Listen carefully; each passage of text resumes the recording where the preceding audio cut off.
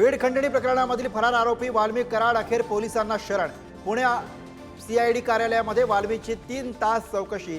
सीआयडीची team वाल्मिकला घेऊन केसकडे रवाना।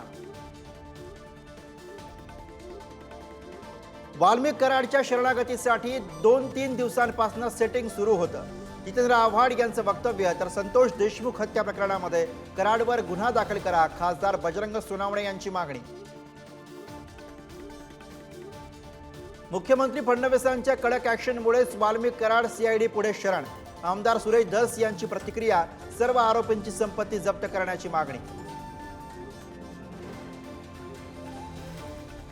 चौकशी पूर्ण होईपर्यंत धनंजय मुंडेंना मंत्रिपदावरून हटवा, संभाजीराजे छत्रपती आणि संदीप क्षीरसागर यांची मागणी।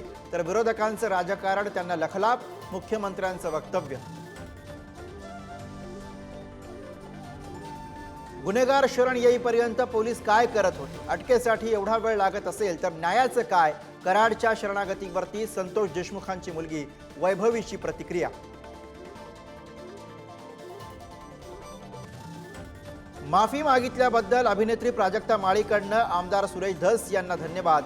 मोठ्या मनानं राज्यातील स्त्रियांची माफी मागत नवा आदर्श घालून दिला, प्राजक्ता माळीचं मत।